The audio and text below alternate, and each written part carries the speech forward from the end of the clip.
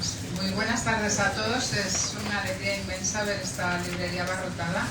Gracias a Pilar, a Aldo, gracias Miguel por acogernos, por vuestra hospitalidad. Y bueno, estoy felicísima por tener aquí pues, la presentación de Juan Tallón con su última novela, El mejor del mundo. Es una novela que nos ha sorprendido primero a sus editores por estas ganas que tiene siempre Juan, pues como de abordar terrenos inhóspitos que no ha abordado antes y salir, pelear y salir airoso, yo creo que de una forma fascinante pues de esta obra que era difícil y que plantea muchísimos temas, entre ellos la identidad, quiénes somos, qué queremos y si eso que queremos realmente nos conviene, no nos conviene y acaba por darnos algún tipo de mejora, ¿no? Para charlar con Juan está Marta Peirano. Muchísimas gracias, Marta. Marta es ensayista, periodista y una excelente escritora. Yo la admiro muchísimo y estoy encantada con esta charla que creo que nos va a dar muy buenos ratos. Y no os olvidéis que al final Juan firmará ejemplares.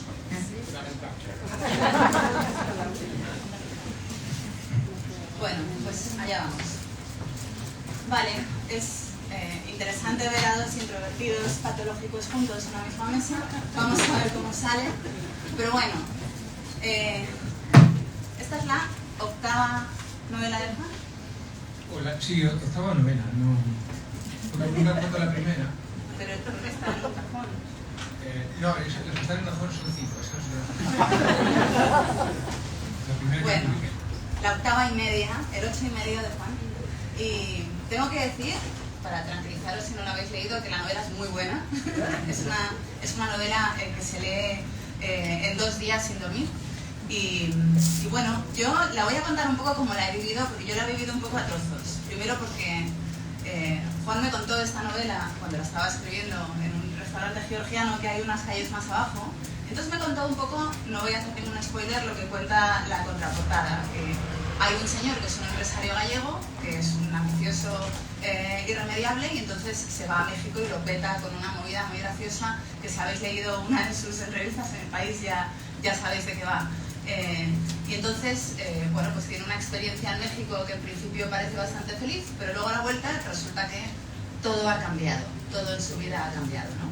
Y entonces yo cuando empecé a leer por fin la novela, pues como un año y medio más tarde, me pasó lo que te pasa cuando ves una de esas series donde sabes que hay una mutación, ¿no? Que es como, quieres ser, como todos nosotros, la persona súper lista que sabe exactamente cuánto muta, ¿no? Como cuál es ese momento en el que las constelaciones se giran, el rayo cambia de lugar, no sé, la mosca se mete en la cabina teletransportadora y ¡puf! Algo pasa, ¿no? Y lo que me ocurrió es que yo iba leyendo el libro, iba diciendo, ¡ajá! Aquí está. Y no era.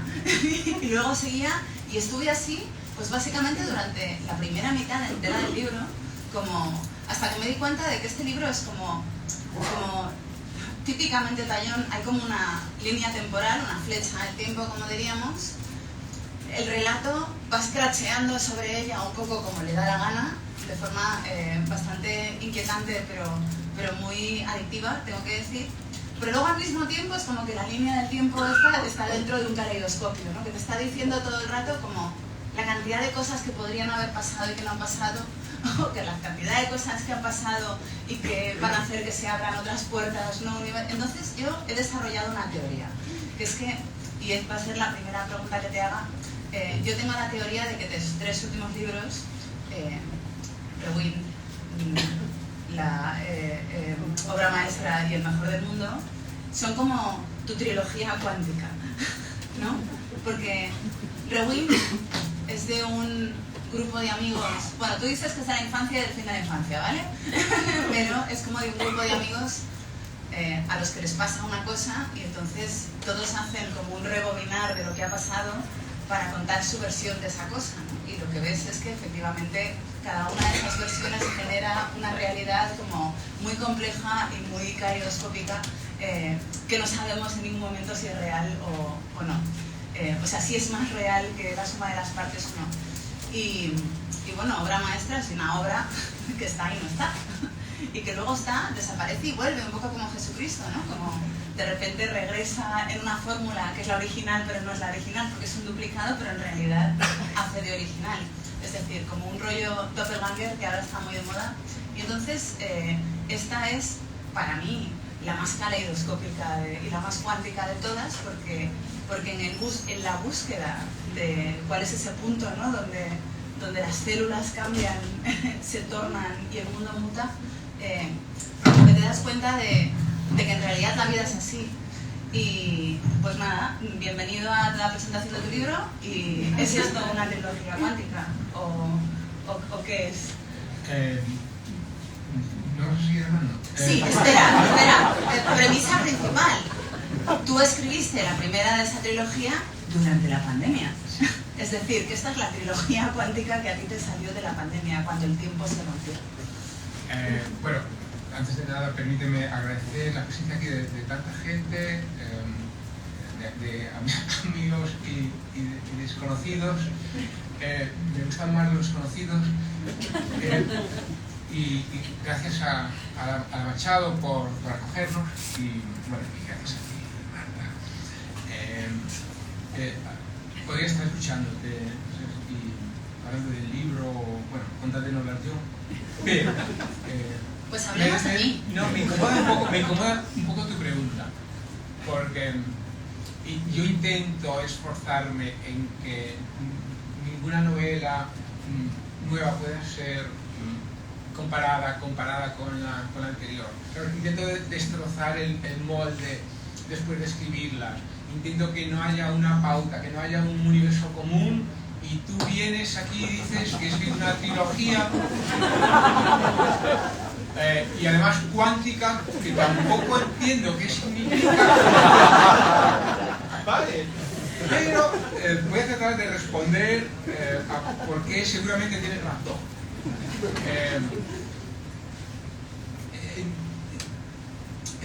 En las tres novelas, en efecto,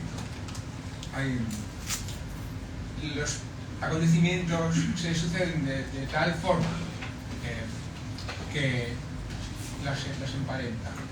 En todas, en un momento dado, se produce un extraordinario impacto, un gran conflicto. En el caso de Rewind es esa explosión al comienzo de la novela que todo lo cambia, ¿no? En el caso de Obra Maestra es esa desaparición imposible y a la vez inevitable, teniendo en cuenta que la escultura que se pierde es propiedad del Estado, y que además es una desaparición como decía, imposible, porque pesan 38 toneladas y se esfuma como si en realidad fuese la tos, el humo, se va sin dejar rastro. Pero la conmoción es total, y el libro gira en torno a ese momento. Y se va sin dejar rastro y luego se duplica. Claro, y con una peculiaridad mágica, y la de ser un original, no obstante, y ser una copia. ¿Sabes? Estar investido de las dos características simultáneamente, bueno, creo que es un superpoder, ¿no? Ser y no ser. Parménides nos había enseñado que generaba una contradicción de la que no podía salir, pero en el caso de esta escultura, ¿sabes? No sé si puedo atribuirme yo la refutación de Parménides. Es posible el ser y el no ser. Bueno, el arte lo hace posible. Y el mejor del mundo, claro, repite de pronto, y me estoy sintiendo abatido a reconocerlo. Repite lo mismo que las otras dos. extraordinario acontecimiento, ¿sabes?, en torno al que todo gira. Y Silvia, no habíamos caído en esto, en la trilogía cuántica. ¿Crees que podremos sacar un paquete? ¿No? A la vuelta de los años.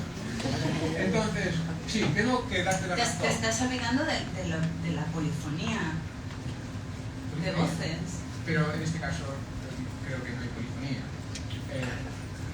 Sí te puedo llevar la contraria. Pero no es una novela coral. Las otras dos sí. Igual, tiene 5 narradores, pues en primera persona, obra maestra. Tiene 70 narradores en primera persona y mi primera decisión al escribir esta novela fue cambiar el punto de vista narrativo. Nadie hablaría en primera persona, sería una tercera. Y el protagonista sería un protagonista fuerte, sería una novela de personaje, ¿no?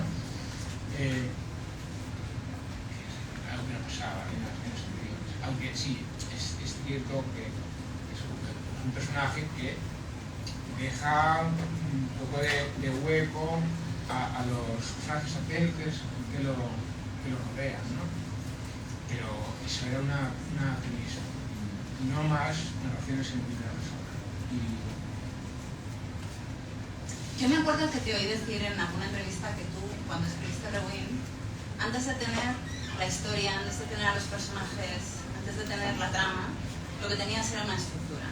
Y que tú habías, no sé, escaletado esa estructura y de repente la llenaste de contenido según ibas trabajando. Y que te gusta, no sé, trabajar partiendo de lugares distintos con cada libro.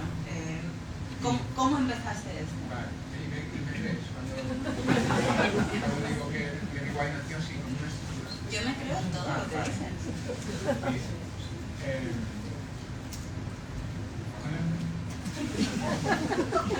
¿Por dónde cogiste esta? ¿Por dónde empezó esta novela? De un punto muy distinto a las anteriores. De un sueño. De un sueño de juventud. ¿Pero un sueño que tuviste cuando eras joven o en el que eras joven? No, de un sueño que tuve cuando era joven, cuando tenía 27 años. Y cuando era la persona más feliz de Europa. Porque entonces, la más feliz de Europa. Estaba en una situación realmente inmejorable. Me acaba de comprar un piso.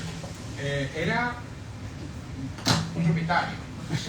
Con 26 años. Ese es un sueño un poco de todos y que no cualquiera puede cumplir. Yo lo cumplí. Y vivía solo, entonces me dedicaba a trabajar un poquito, a leer mucho, a escribir. El más feliz de Europa. Y quizás para compensar, porque a veces no puedes ser muy feliz durante mucho tiempo. Genera una anomalía cósmica. Sí. Y entonces tuve una pesadilla. Una pesadilla que echaba por tierra toda la vida que había logrado antes. Y en esa pesadilla yo llegaba a mi piso y un piso en el que yo vivía solo y al abrir la puerta me encontraba a dos desconocidas. Dos desconocidas que eran mi mujer y mi hija. De pronto tenía una familia. Dramático es, pero no era lo más dramático del sueño. Lo más dramático del sueño era que tenía que asumir el nuevo rol. Pero no podía revelar, no podía decir, fuera de aquí, ¿qué pintáis en mi casa? Entonces me trataban con tanta afectividad, con tanta naturalidad, se notaba que me conocía, que yo no podía decir otra cosa que, oh, quiero, vamos a hacer la cena. Y ahí se acababa el sueño. Y eso sí que era realmente angustioso, no podía hacer nada. Y ese sueño que tuve una vez, cuando todo iba bien, seguí teniéndolo en el futuro cuando ya todo no iba de la misma manera. Pero tú sospechas que el sueño tenía algo que ver con que se torciera tu felicidad. Bueno, no necesariamente. O sea, no puedo ser categórico en eso. El sueño de vez en cuando volvía. Y hubo un momento en que ya no tenía ni que soñarlo. ¿Sabes? De pronto, como si me apeteciese estar angustiado, yo podría empezar en aquel episodio en el que volví a casa feliz y me encontraba una familia que me costaba. Y bueno, pues eso, se acabó cumpliendo. Un sueño perfecto. Pues el tiempo pasó una parte de la juventud y de pronto ya abrí la puerta y efectivamente bueno, el caso es que intentando buscar qué contar para olvidarme de obra maestra, para que los demás también se olvidasen de obra maestra, pues se me ocurrió trabajar sobre esa extrañeza, sobre ese sueño que no se traslada en los mismos términos, realmente en los que lo soñé, ¿no? Pero, perdón, me estoy poniendo demasiado cómodo, pero que sí ocurría algo cuando el personaje regresaba a casa después de una ausencia, bueno, relativamente larga, relativamente pequeña, 15 días, no sé si era mucho tiempo, depende de que se compare, y a partir de entonces todo se distorsiona. ¿Por qué esa obsesión, si no es por la pandemia, por qué esa obsesión con la distorsión del tiempo? Porque, por ejemplo, voy a leer un párrafo, que lo tengo aquí guardado porque me gustó especialmente. Dice, bueno, el protagonista llega con su hija a un lugar en el que no ha vivido, pero ha pasado mucho tiempo con su abuela, en casa de su abuela, ¿no? Que como intuyo, que como nos pasa a casi todos, pues es el lugar de la felicidad de la infancia. Y entonces llega con la hija y le dice, están volviendo a casa y le dice, ese nogal enorme era nuestro. La frase con el recuerdo no desapareció con sus sonidos. Dejó una estela en el aire del prado que tardó un tanto en deshacerse del todo. Con el tiempo, el árbol se había ido convirtiendo en un dato biográfico. Quizá uno también estaba hecho de desapariciones y transacciones, pensaba. Dejar de volver a Villar de Vos paulatinamente fue un acto de borrón y cuenta nueva. Fue un cambio de vida, fue una crueldad. Lo único que quedaba ahora de todo aquello es su frase. Ese nogal enorme era nuestro. Si un día abandonaba el empeño en decirla, creía que el olvido lo devoraría todo. Se preguntó cuánto tiempo tardaban en no haber existido nunca las cosas que una vez pasaron, pero que un día dejaron de ser recordadas.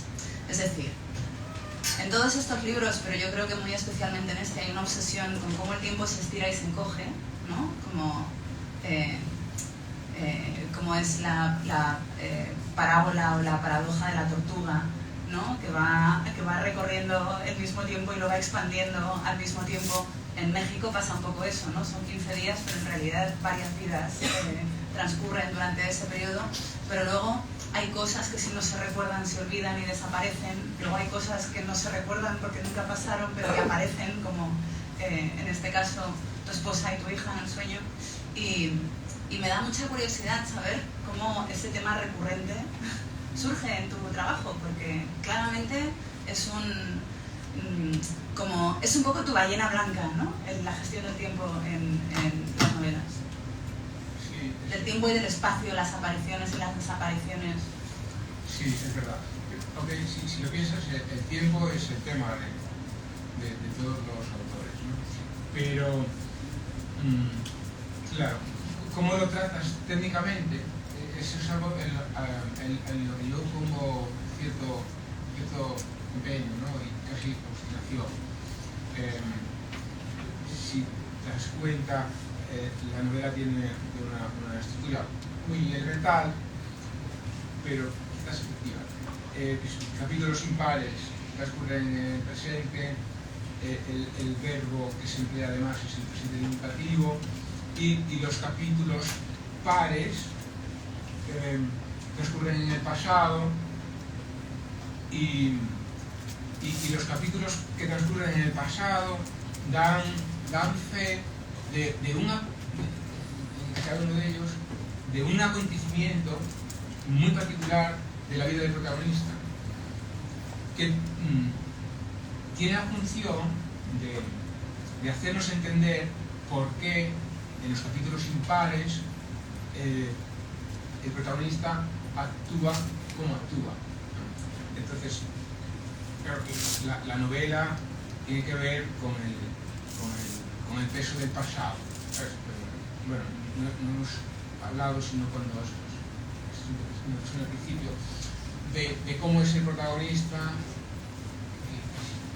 todavía no hemos dicho su nombre y tiene muchísimo mérito por nuestra parte. Tengo que felicitarte ya en este momento, porque soy cuando ahora va a ser la primera pregunta que nos hagan. He perdido el hilo con la felicitación. ¿Y este algoritmo que estás describiendo es un algoritmo que tú has robado de algún lugar o lo has desarrollado tú? Bueno, a partir de cierto momento uno ya no sabe si lo que se le ocurre es original o es algo que ha aprendido de otra lectura. Y yo creo que todos nos estamos apropiando, pero inconscientemente, lo cual yo creo que legitima la apropiación. Es que yo no sabía que robaba. En ese caso, no computan. Nada está... Nada es nuevo. Pero sí que hay que intentar que lo que hagas tenga un halo de novedad. Entonces, esta estructura, bueno, no tiene demasiado particular. Ni siquiera la estructura de obra maestra tenía mucho de particular, tenía algo que también, ¿no? Porque esa forma de narrar sumando testimonios en primera persona, uno tras otro, es algo que ya se ha hecho, e incluso no con 72 como hago yo, sino con cientos. Pero sí, la ocasión es, pese a todo, intentar hacer algo nuevo. Esto ya no tiene que ver con la pregunta, pero no importa. Esa vocación de hacer siempre algo que a ti no te conste que se haya hecho, ¿no? Después vendrá alguien y te dirá, ¿sabes? Te rebajará, usted no ha hecho nada original. Pero la vocación es intentar hacer algo nuevo. Nuevo también en mi trayectoria. Y creía que lo había hecho hasta que has venido tú con la trilogía de la cuántica. Porque yo creo que hacer algo nuevo tiene más mérito que hacer algo bueno. ¿No te parece? Es decir, lo bueno está por todas partes. No, ¿tú crees que hacer algo ambicioso tiene más mérito que hacer algo bueno? Claro, eso también. Pero primero vamos a tratar de demostrar por qué no tiene mérito hacer algo bueno. Por qué no tiene mérito hacer las cosas bien. Porque cualquiera puede hacer algo bueno. Bueno, no cualquiera, pero mucha gente ha escrito ya libros buenos. Se han escrito tantos libros buenos que no nos va a dar la vida para leerlos todos. Entonces, vamos a hacer uno nuevo. Algo que no estaba en el mundo. Entonces, yo creo que ahí esa es la ambición. Una ambición desenfocada. Porque que yo me plante aquí y diga que he escrito algo nuevo, pues a lo mejor es un poco presuntuoso, ¿no? Pero la idea de mi cabeza, cuando me planteo hacerla, es esa de, bueno, voy a intentar hacer algo que ni siquiera sé hacer. Y eso está bien, ¿no? Porque te sientes un poco solo ante el peligro. Si tienes un mundo, por ejemplo, un mundo narrativo, un universo, pues, de personajes, de temas, bueno, pues lo siguiente que hagas estará un poco iluminado por esas luces ambiente, ¿no? Pero si no tienes ningún tipo de referencia para hacer lo que quieres hacer, pues creo que la aventura es más emocionante. Bueno, a mí me ha parecido, claro, yo escribo ensayo y para mí, yo siempre digo que lo bonito de escribir no es la parte de escribir, es la parte de investigar, que es la que a mí me gusta, y entonces la posibilidad de tener que escribir algo completamente nuevo para lo que el trabajo sería no leer ningún libro, ¿no? Para no infectarte de sus artimañas, me parece aterradora. ¿Cómo se escribe algo completamente nuevo? ¿Por dónde empiezas, aparte de por un sueño? Claro, a mí me produce admiración lo que tú haces. Todo ese trabajo de investigación, claro, te manejas en otro género, ¿no? Necesariamente tiene que ser así. Pero yo no podría afrontar ese trabajo, ¿sabes? Demasiada una inversión para la que no estoy preparado. Y sin embargo, inventar, para mí es mucho más sencillo, más natural que documentar. Entonces, crear de la nada es de vagos. Y eso, digamos, me va como un guante. Yo siempre he tenido esa actitud de no esforzarse demasiado, porque quizás esforzarse un poco menos puedes rentabilizar. Y entonces inventar obra maestra, que podría haber sido un libro mucho mejor del que es si todo hubiese sido documentado, si todo estuviese contrastado, ¿sabes? Esa ha sido la leche. Pero para mí eso era como, ¿sabes? No dedicarme en lo que me queda de vida a otra cosa. Y nadie quiere pasar a la historia por haber hecho solo una cosa. Bueno, sí, ¿no? Pero yo no. Entonces, por haber perdido una cosa. Por haber perdido una cosa. Pero la tentación de atajar añadiendo elementos de ficción a un libro que tenía muy buena pinta como no ficción, ¿sabes? Acabó venciéndome. Y con el mejor del mundo, claro, partía ya de una ficción súper radical, ¿sabes? Además de un punto de inflexión que no tenía sentido, que no tiene sentido, que no comprendes, que te genera desconcierto. Y a partir de ahí, ¿sabes? Ya es todo sobre cero, todo sobre cero. Bueno, no exactamente, porque hay los aledaños de una construcción narrativa están siempre, digamos, teñidos de métodos biográficos, ¿no? Es decir, pero eso también remita a una idea profunda de la vagancia, de construir un personaje absolutamente ficcional que vive en mi casa. ¿Sabes? Me pareció como lo más fácil del mundo. Tengo mi casa, la conozco, y lo voy a poner a vivir aquí. No me voy a inventar un escenario. La ambienté también en mi ciudad. ¿Para qué? ¿Sabes? Documentarme y transportarlo a otro lugar. Entonces, hay muchas cosas que no inventas, que tomas o de tus experiencias o de las experiencias que han tenido otros que las han compartido contigo, las cosas que has leído, que has visto, que te han contado. Todos esos retales de vida no se van como reglas en la lluvia, es una especie de cajón de retales. Y aquí pues abres el cajón y está la dirección de mi casa y qué es en la que va a vivir mi personaje. La disposición de mi casa será la disposición de su casa. Mis vecinos serán los vecinos del protagonista. Es como un toma y daca regido por la idea general de lo más fácil. Yo sabía que esta novela la empezaste a escribir en México. Bueno, claro, tú y yo coincidimos en México. Es que Juan y yo nos conocimos en México. Y entonces yo cuando me contó la novela, no pensé en esta coincidencia, pero cuando la leí, y ocurre que esos 15 días en México son un poco, contienen el momento en el que todo gira, ¿no? Y se vuelve del revés, pensé, date. Claro, hay muchos ámbitos que me llevaban a México. primero, es un país que no te puedes creer. Y como yo necesitaba un espacio en el que se produjese el punto de inflexión,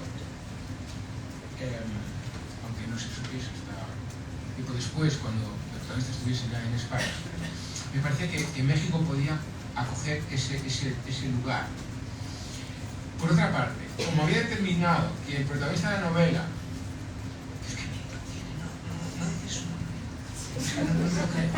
a ver, vamos a hablar un momento. ¿Quién en el público sabe cómo se llama el protagonista de esta novela? Bueno, unos pocos. Y como determiné al principio que iba a ser un empresario que se dedicaba al sector funerario, parecía, y que además quería elevar su empresa, ¿sabes?, a un estadio mucho más ambicioso que el estadio en el que la había mantenido su padre, ¿sabes? Quería que México era un país perfecto para hablar de féretros. En igualdad de condiciones que Ourense, que también es un espacio en el que la muerte está muy presente. Piensa que en Ourense durante un tiempo podían votar los muertos. Entonces, y además siempre era PP. Bueno, y es una provincia que tiene una industria muy floreciente en torno a la fabricación de ataúdes y que ha sabido resistir la presión china. Es el pueblo galo de los ataúdes. Sí. Bueno, esto que has dicho de los muertos que votan al PP me da la pasarela perfecta para hablar de algo que me dijiste ayer y que me dejó pensando. Ayer me dijiste que esta es una novela sobre el mal. Bueno, te dije que era una novela sobre el mal, sí, pero... No, y me dijiste más. Me dijiste que hay dos tipos de mal. Y ahora quiero que me lo... Y te dije, no me lo expliques ahora, explícamelo bien. Bueno, aquí ya vamos a tener que entrar un poco más en el protagonista, tal como lo conocemos al comienzo del libro, es un tipo muy ambicioso, ¿vale?, que tiene un sueño, su empresa, hacerse cargo de ella, para lo cual va a tener que tomar una medida drástica con su padre, que es el fundador y propietario. Es una persona violenta, es una persona impaciente, de un carácter muy inestable, ¿verdad? Y que vamos a ir viendo que incurre en una serie de actos que nos ponen los pelos de punta. Entonces, digamos que hay una maldad que está en la superficie, que salpica. Hay una maldad chusca. ¿Sí? Sí. Explícita, grosera. Y entonces, nuestro personaje, en una estancia de México, regresa a Ourense y empieza a ver el efecto de la extrañeza absoluta, ¿no?, de que las cosas ya se parecen demasiado a como eran cuando las dejó. Y entre las cosas que no tienen que ver con lo que eran 15 días, está él mismo. Sí, se sigue llamando igual, pero ya ni siquiera tiene la misma historia personal. Esto es un poco complejo de asimilar, pero también para él, no solo para vosotros. Y a medida que se va conociendo, esa nueva versión de sí mismo, que además es una búsqueda íntima, porque no puede decirle a nadie, cuéntame quién soy, porque o sea, me tomarían por loco. Empieza a advertir, o nosotros empezamos a advertir que esa nueva versión del personaje no se parece en carácter al anterior. Ya no es un ser que provoca miedo, ya no se pronuncia tampoco con violencia, es incluso una persona socialmente aplaudida, tiene prestigio en la ciudad, hace cosas por la comunidad. Entonces, inmediatamente nos sentimos empujados a pensar que qué maravilla de Antonio. ¿No? Se llama Antonio. Bueno, yo pienso, no te voy a dejar seguir porque es que destrozas la novela. Yo pienso que esta es una novela no tanto sobre el mal como sobre lo que nos conmueve. Lo que nos conmueve realmente. Me parece un tema muy principal ahora mismo, que estamos como en un momento particularmente nihilista de nuestras vidas, ¿no? Compartiendo un espacio de catástrofe permanente, un shock detrás de otro, un cansancio anímico generalizado. Y entonces siento que este es un libro que de una manera al mismo tiempo sutil y bastante descarada nos habla de las cosas que nos conmueven. Esto, Marta, es un gran momento. El momento en el que alguien me dice de que va el libro. Porque siempre pasa, ¿no?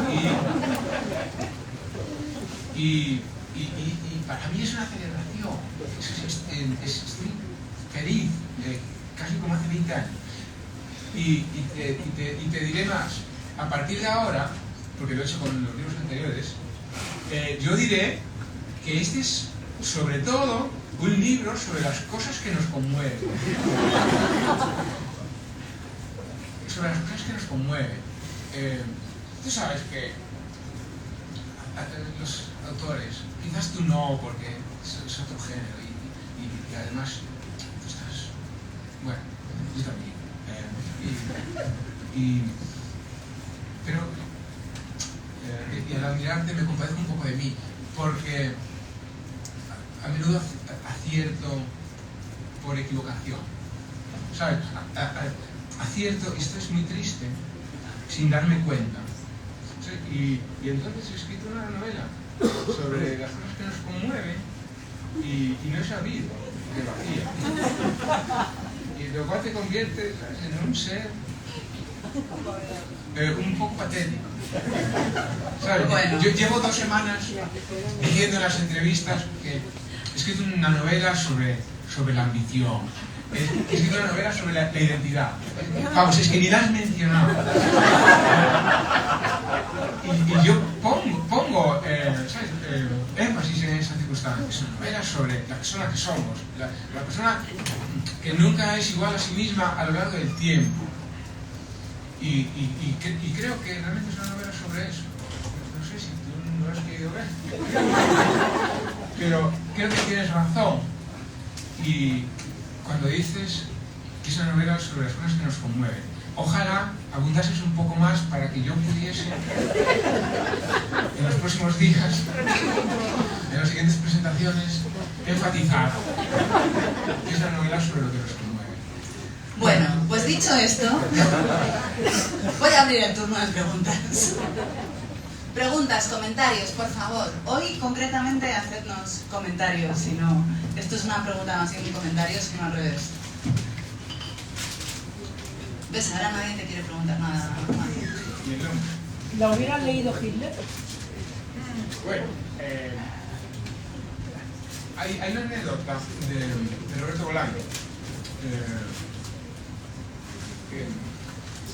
Que cuenta, está en una casa de unos amigos en los que hay unos desconocidos, donde hay un niño muy extraño. Y Bolaño, pues como que le hacía al niño y tal. Y alguien le dice que es un niño inquieto, pero que lee mucho. Y entonces Roberto Bolaño dice que también Hitler leía mucho. Y bueno, creo que esto puede servir para para jugar a la ciencia ficción y decir que Hitler quizás era un personaje narcisista. Estaría encantado de ver El mejor del mundo, ¿no?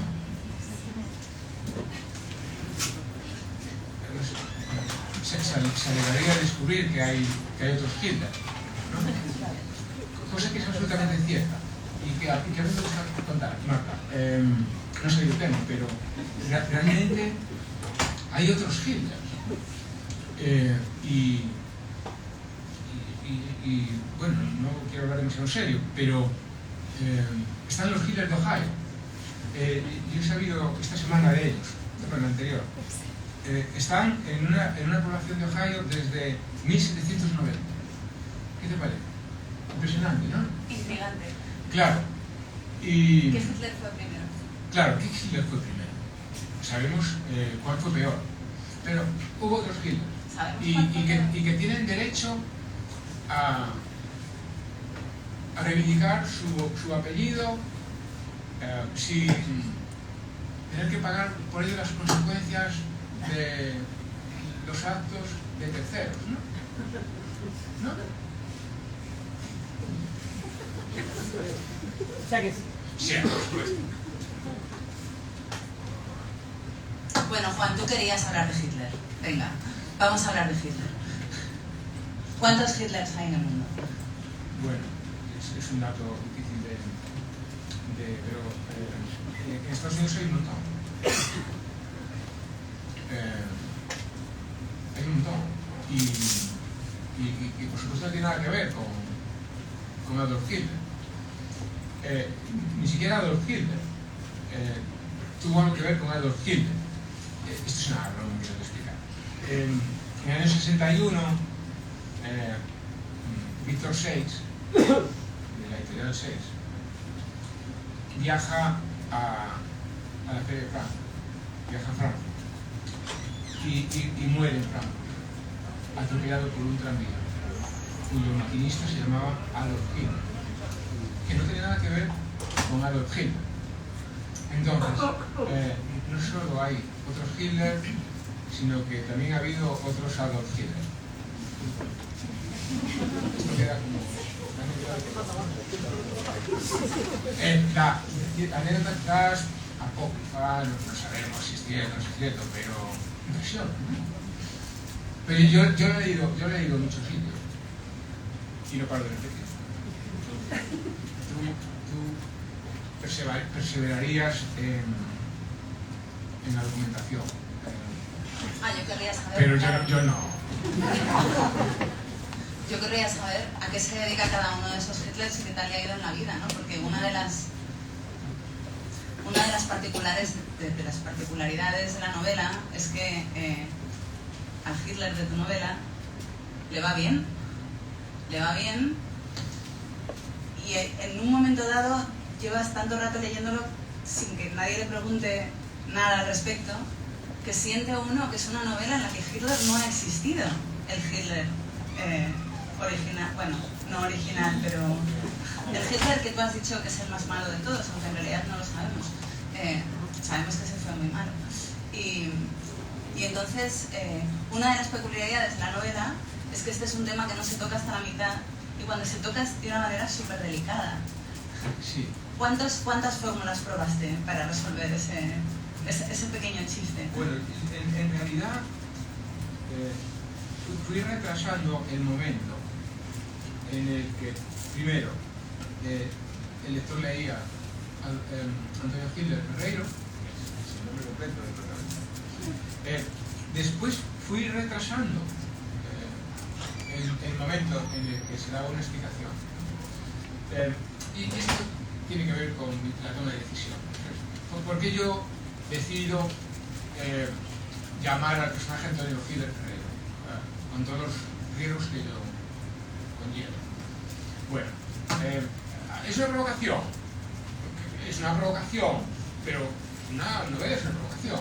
Un ensayo es una provocación, ¿no? Un libro tiene que juzgar en la medida posible pues, sin algún tipo de herida, ¿no? Vale, entonces es una provocación. Pero yo no quería hacer una provocación por provocar, no quería hacer una provocación gratuita, ¿sabes? Va a ser, no viene a ser una frivolidad sobre un tema que todos estamos muy sensibilizados. Entonces, ¿por qué? Primero, porque estoy trabajando con la experiencia de la extrañeza. Entonces, era como una capa más. La primera opción no fue posible, pero sí era un apellido extranjero. Yo quería un personaje de origen gallego con un apellido extranjero y otro local. Y entonces se me ocurrió Hitler. La genialidad tiene esto, ¿no? De que cuando rota no la puedes ni mirar porque es cegadora. Enseguida se va matizando, ¿sabes? Muchas veces esa genialidad cegadora en 24 horas es una patochada. Esto nos ha pasado a todos. Una idea genial, nos hemos ido a la cama y se matiza la genialidad. Bueno, eso se sostuvo, se sostenía la genialidad de él. Entonces era como súper audaz esto, ¿no? Bien, una capa de extrañeza. Después le veía dos ventajas más. Una era que proporcionaba una caracterización al personaje automática, sin decir nada de él, sin que sepamos que más allá de que es un empresario que tiene una fábrica de ataúdes, que tiene uno bañado en oro que se llama Apolo, bueno, es un poco intempestivo y pues no sabemos nada más. Y leemos que se llama Antonio Hitler Ferreiro. Y hay como una carga inmediata de significación, de misterio, ¿no? Proporcionar misterio a un personaje, bueno, pues es algo a lo que todos aspiramos. Y me pareció que yo aspiraba con facilidad, con el apellido. Pero se producía un segundo efecto interesantísimo, y era la intriga. La primera vez que lees en página Antonio Hitler Ferreiro, te sientes aturdido, ¿no? Conmocionado. ¿Qué es esto? ¿Qué mierda es esto? Puede llegar a pensar. Necesitas seguir avanzando, pero además avanzando hasta encontrar la respuesta que quieres. Claro, y conseguir que un lector desea avanzar en tu libro es un sueño para todo novelista, ¿no? Entonces cumplía con esa misión. Ahora bien, después había que generar el enganche, ¿no? La justificación histórica. Porque un apellido es historia, ¿no? Es historia en movimiento, ¿no?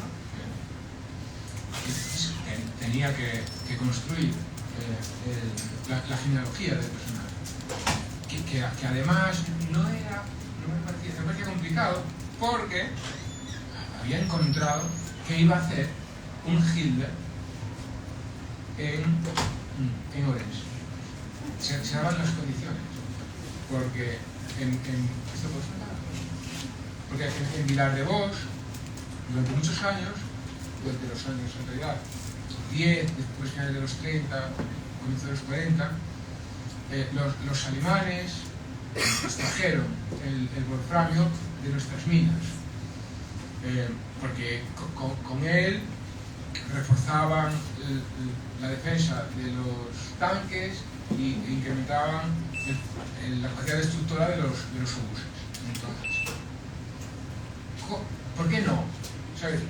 En esos años, entre los muchos alemanes que vinieron a trabajar a las minas, no vino un Hitler, que por otra parte era un apellido como cualquier otro, ¿no?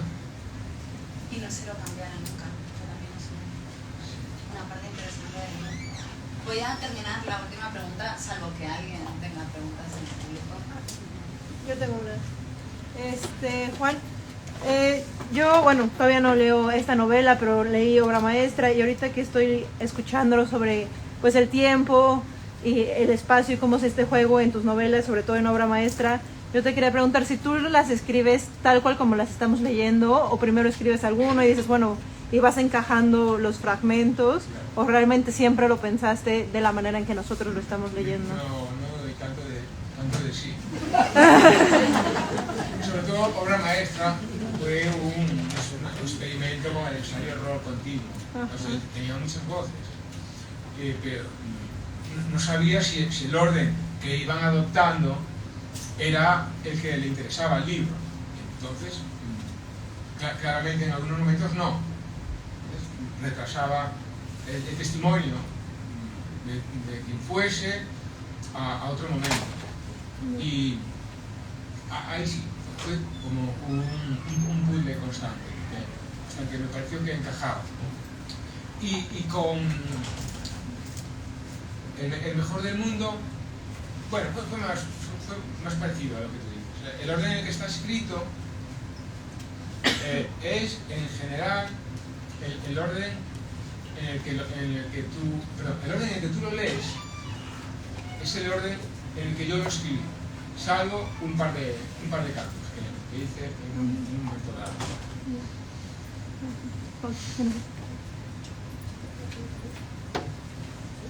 Bueno, a mí me llama... Bueno, yo te conocía en México, soy española, pero vivo en México, y te conocí en México. Cuando lo conocí, no sabía quién era.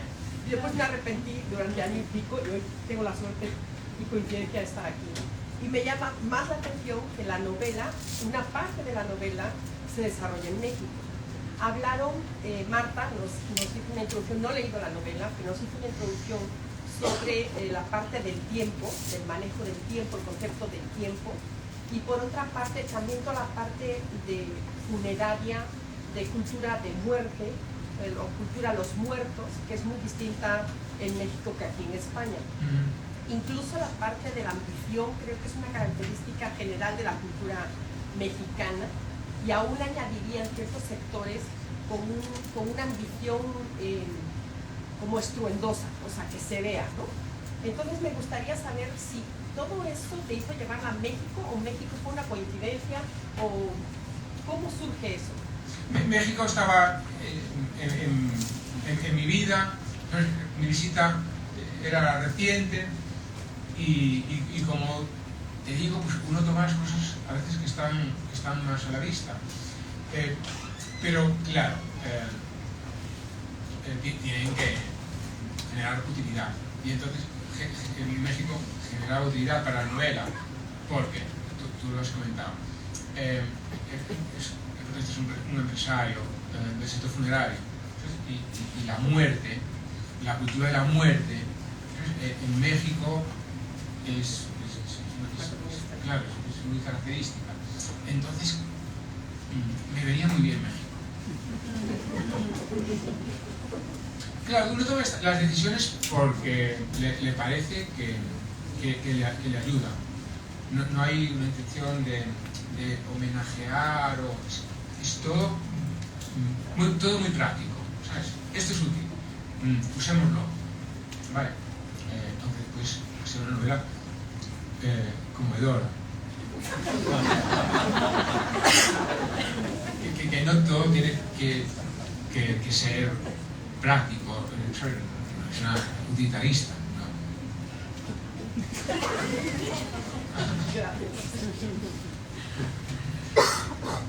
¿Alguna otra pregunta? No sé si de forma consciente o no, pero hay... Seguro que no, ¿eh? Hay dos cosas que a mí me llaman mucho la atención, que relacionan la primera novela que he leído tuya, El Barrio Brunetti, con esta última, que es el tener mucho pelo y los abrigos de calidad. Ok. Has puesto el dedo en un tema aparentemente menor, pero que en absoluto es. Todos mis personajes o tienen mucho pelo o carecen de él, y se genera una dialéctica ahí, ¿no?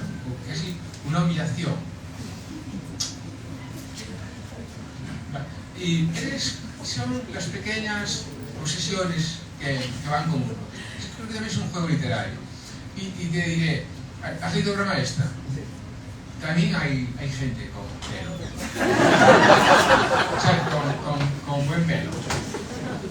Y el Rewind también. Hay un personaje que además hace alarde del pelo que tiene. Que esto es escupir para arriba, ¿sabes? Sobre México y el empresario, ¿te acordaste de los momentos del vuelo de avión, los empresarios? Perdón, no te he oído. Lo oye bajito. Que sí, hablando de México y los empresarios. Si te acordaste del momento del vuelo de avión célebre por los empresarios dedicados a la industria del vuelo en México, que son los ricos que vienen a... Sí. Bueno, ¿No te vino a la cabeza? no relaciona la novela, pero en la actualidad de la vida de la provincia, Avión, lo que significa Avión, una localidad de 100 habitantes y 100 Lamborghinis y Ferraris y Porsche, ¿sabes? Es algo que nos genera un impacto, ¿sabes?, difícil de olvidar. Pero no he pensado en los gallegos que se hicieron millonarios en México y que vienen todos los años para abrir el garaje y darse un paseo por el pueblo. Rafael, tengo una duda. ojo, ¿Tú cómo llevas que una gran parte de tus amigos, e incluso Marta Peirano, siga llamando Red Wing a Red Wing?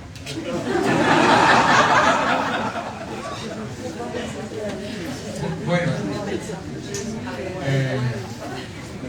llevo mucho mejor eso que los que le llaman Red Wing.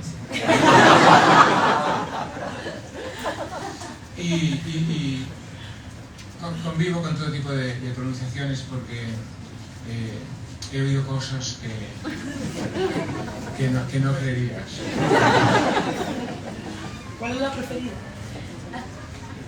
Bueno, yo me he acostumbrado a decir Rewind, pero porque antes de pronunciarlo así lo consulté. Oye, ¿tú cómo lo pronuncias? Tú que eres americano, tú eres así. Entonces, pues lo voy a copiar. Ya veremos. Aquí nos quedamos con ganas de preguntar sobre la identidad. ¿Sobre la? Sí, porque pensamos, aquí este cerebro colectivo de esta esquina, que bueno, tú hablas de que uno no siempre es el mismo y tal, pero en esta novela hay un personaje que quiere ser él mismo y no le apetece nada ser otra persona, a pesar de que su identidad es bastante chunga. Sí.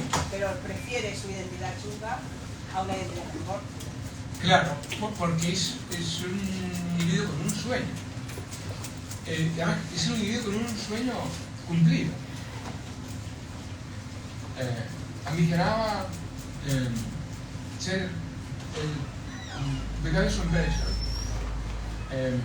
Ambicionaba superar a su padre. Ambicionaba pensar en grande y que alcanzase el éxito con eso. Y lo consiguió, lo tenía todo. Y amaba a su hija. Y se iba a divorciar. El horizonte parecía perfecto. ¿Sabes? ¿Para qué querer otra cosa? Si ya tenía lo que necesitaba. Y en realidad él no necesitaba más. Porque después la otra versión que conocemos de él tiene mucho más. Tiene mucho más. Mejor. Y mejor. Y además su carácter, la aprobación social es mayor, es mejor. Pero él no necesitaba todo. Él era más ambicioso, quería menos. Quería lo que tenía. Se conformaba, y para él no tenía que ver con la conformidad, sino con la consagración, con el éxito total, con lo que tenía. Y es tanto pedir. Ser como eras hace unos minutos.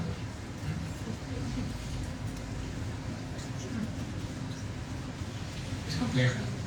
Porque la ambición no va de quererlo todo, va de conseguir lo que quieres. Y que cuando ya lo tienes, bueno, pues a lo mejor sentirte satisfecho, porque eso nos pasa a todos, ¿no?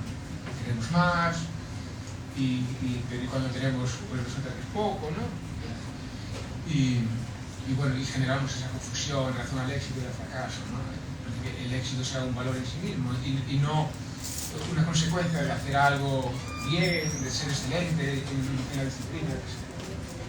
Oye, Juan, tú empezaste en esta conversación que han llevado contando Pino y Marta, digamos, hablando de cómo ella interpretó tu novela. Y haciéndote preguntas, ella te hizo preguntas a ti, que tú fuiste desmontando, montando, etcétera, etcétera. Pero, ¿cuáles serían tus preguntas con respecto a tu propia novela? Bueno, mi pregunta, que en realidad no era tanto una pregunta como un temor, ¿no? Era, ¿esto va a funcionar? Bueno, es una pregunta, ¿no? Pero también es un miedo. Claro, haces algo tan extraño, ¿sabes? Y además, cuando vienes de haber hecho algo que bueno, que en general, pues bueno, ha recibido cierta aprobación, ¿no? Claro, de pronto, das este salto mortal, temes que no funcione. Entonces, el miedo era eso. El lector entrará en esto, ¿sabes? Que lo reta de esta manera. Bueno, al final es el miedo de las novelas, que no gusta y que no se ven. Pero el miedo de ella. No, bueno, de los dos. Bueno, pues on that note, comprad la novela, traedla para que os la firmen y gracias por venir a todos. Gracias, Juan, por escribir la novela. Gracias, Marta.